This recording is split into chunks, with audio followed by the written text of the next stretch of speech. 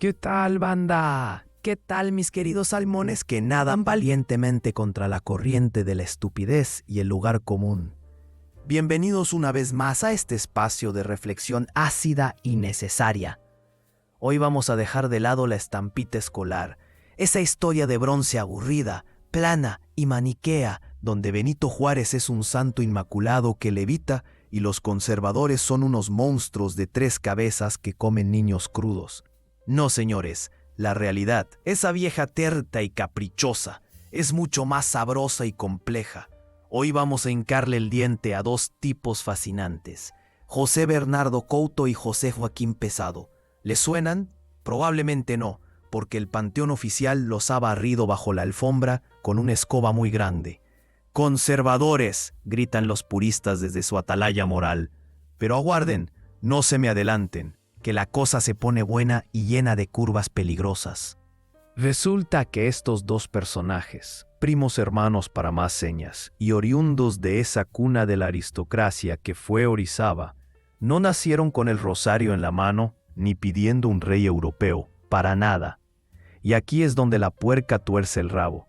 Imaginen los jóvenes, guapos, brillantes, con todo el futuro por delante en los años 20 y 30 del siglo XIX. Estos 2 eran la crema innata del liberalismo. Sí, escucharon bien, camaradas. Liberales, Pesado, que luego sería conocido como un poeta místico y devoto. En su juventud era un radical que gritaba en el Congreso de Veracruz, para quitarle los bienes al clero, abolir los diezmos y someter a la iglesia al Estado.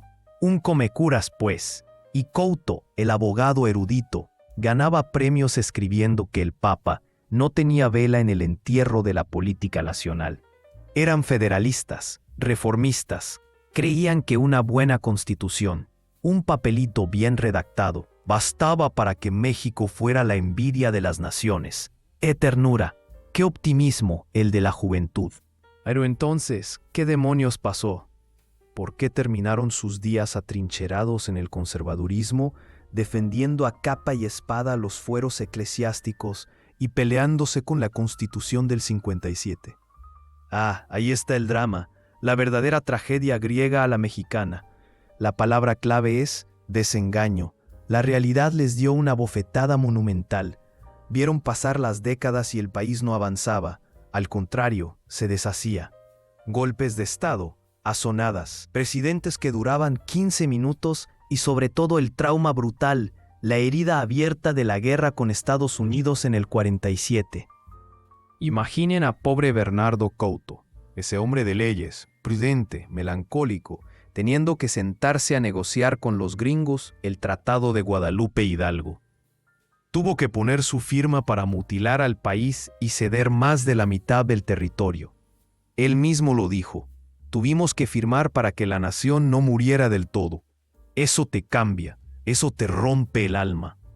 Se dieron cuenta de que las leyes liberales, esas que tanto adoraban de chavos, no servían de nada si no había una sociedad que las respetara. Se les cayó la venda de los ojos. Pasaron de creer en la ley con mayúscula a creer que lo único que podía mantener unidos a los mexicanos, lo único que evitaba que nos matáramos los unos a los otros, era la religión. Ojo, y aquí está el matiz delicioso que a los dogmáticos les revienta la cabeza. Couto y Pesado se volvieron conservadores, sí, pero nunca, jamás fueron monarquistas. No querían traer a un Maximiliano, no eran como Lucas Alamán. Ellos querían una república, pero una república católica. Decían, sin religión no hay moral, y sin moral y sin buenas costumbres, la política es un chiquero y la democracia una farsa. ¿Les suena familiar? Pesado, el poeta que empezó queriendo secularizar al país, acabó dirigiendo el periódico La Cruz, diciendo que obedecer a Dios es antes que obedecer a los hombres y que la tolerancia religiosa era el camino al abismo. Couto se refugió en el arte, rescatando la pintura colonial en San Carlos, buscando en el pasado virreinal ese orden y esa paz que el México independiente le había negado. Así que no, mis queridos salmones, no eran traidores ni villanos de caricatura. Eran hombres modernos, intelectuales, hombres de negocios exitosos, que amaron profundamente a su país y que ante el caos y la anarquía, buscaron desesperadamente un ancla para no naufragar. Su conservadurismo fue hijo de su dolor, de su frustración patriótica. Fracasaron, claro. El liberalismo de Juárez les pasó por encima como una aplanadora. Murieron tristes viendo cómo su mundo se desmoronaba. Pesado incluso murió poco después de que los liberales mataran a su cuñado. Pero nos dejan una lección brutal.